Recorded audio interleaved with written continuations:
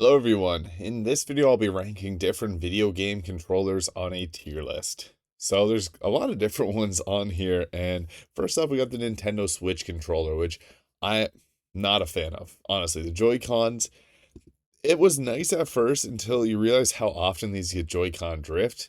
I got mine repaired, and then they're back to Joy-Con drift.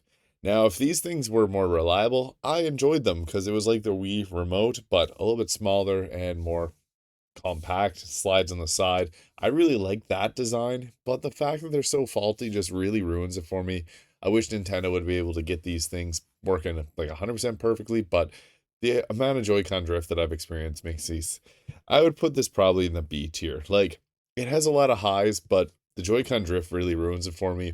If it wasn't for that, these are solid controllers because you can have one set and use it for two people. I think that's really nice. But next we got I think this is Xbox. It's not my favorite Xbox controller, but I'll put it in the A tier. I think this is the 360 maybe. There's the Xbox One below, which is much better controller. The Xbox, just the classic Xbox here, I think that goes in the C tier. It was okay, but the placement is really odd, as you can see on there. I don't know, it's strange. So not going as high as it could go. Next, we got the SNES controller, or SNES and the NES controller there. This one isn't amazing. It was good for its time, but D-pad versus a control stick is really a negative. I don't enjoy playing one of these controllers unless it's like a Mario game. So, yeah, not the best controller in my opinion, but it's still a classic and paved the way for future controllers. So, yeah, C tier. Next, we got the PS3 controller. I think that, yeah, no, PS4 controller. I like the PS4 controllers, but battery life on them not very great, and they're not very reliable. I've had a couple, I've had multiple. I think I've had 5 or 6 different PS4 controllers, and I don't play PlayStation a crazy amount, but they keep breaking, and yeah, for some reason don't hold a charge. So if they're more reliable, I think I would put it a little bit higher. But yeah, next to the Sega Saturn controller, C tier, might go above SNES. It's not the best controller. I think I've used that briefly and didn't love it. Doesn't fit in the hand amazingly well, but it's okay. Same thing, Sega Genesis. Yeah, somewhere around there. They're okay controllers, but there's definitely much better on this list. Next, we got the Wii U gamepad, which kind of gimmicky. It's interesting. It's nice having a touchscreen on a controller. I think that's pretty cool, but the Wii U is kind of a flop from the Wii's high points to the Switches. The Switch is just an amazing console, but Joy-Cons kind of ruin it. I wish the Pro controller was here for the Switch because I love the Pro controller. I use it all the time. But the Wii U controller, just fair. PlayStation 1 or 2. That's PlayStation 1. It's an okay controller. Yeah, I put it C tier.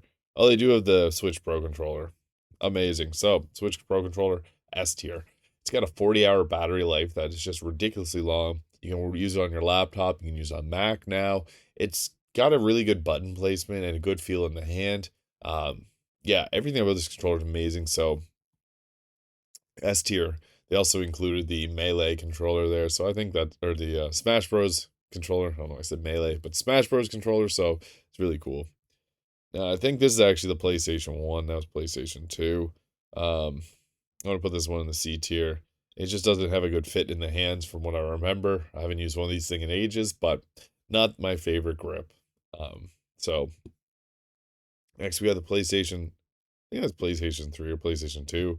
Solid controller. I like it a lot. I think the PlayStation 3 controller is a little bit better. And the PlayStation 4 has its issues, but decent controller. So next we have the GameCube. Now, a lot of people love this controller. I'm going to put it in the S tier though, just because the button layout is so unique to it. I don't know why other controllers haven't tried to copy what the GameCube's done right. A big A button, a little B button, C stick, an analog stick, and a D-pad.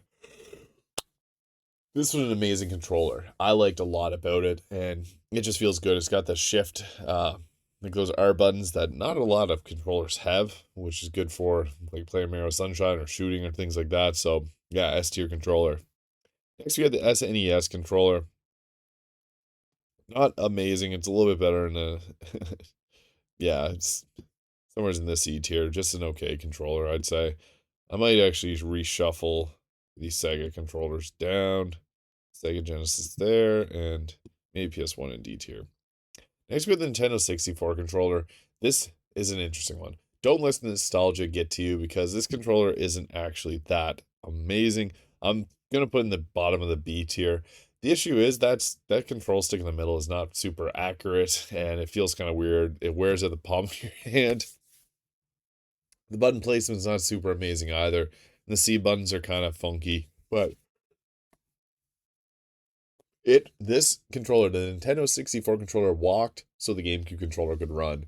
So gotta recognize that. So I'm gonna put that in the B tier. Next, Dreamcast. Garbage. D tier. Look at that. It doesn't really look that comfortable. Only one control stick, one D-pad, 4 buttons. It could probably be a little bit higher, but I want to put it in the D tier because it's ugly. Next, we have the Wiimote. Now, I think the Wiimote is actually an underrated controller. I'm going to put it in the A tier. It wasn't the best controller. It wasn't also the worst controller. It was all right. It had an interesting setup because you could use it as like Sword and Shield for some Legend of Zelda games. It was the first like motion control controller. PlayStation 3 came out with their Motion Plus, but the Wii was the original. What can I say? I'm going to put it in the A tier just because it's pretty solid. Next, we got the Sony PlayStation 3 controller. I want to put that above.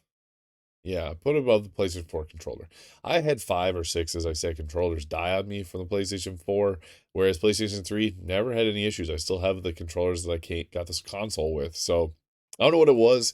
If you have a similar experience, please comment below. I'm curious why, but PS3 controller is just more consistent for me, so that's why I'm putting it there. Next we got, I think there's a wired Xbox controller, Xbox 360. I'll put this one B tier, but then the Xbox controller also going in the S tier. The Xbox One controller is just a perfect controller. It's good for if you're playing online games. It's good if you're playing Xbox games. It fits in the hands very well. It's a really nice, sleek look. It comes in a variety of different colors. I like a lot of things about this, so S tier. There it is. There's my controllers ranked on a tier list. Please let me know in the comments where you'd rank these. I am always super curious to see where other people would place these on a tier list. I think honestly the Switch Pro controller, GameCube controller, and Xbox all belong in the S tier. They're all really great controllers. My favorite probably being, it's hard to say, a Switch controller or the Xbox controller.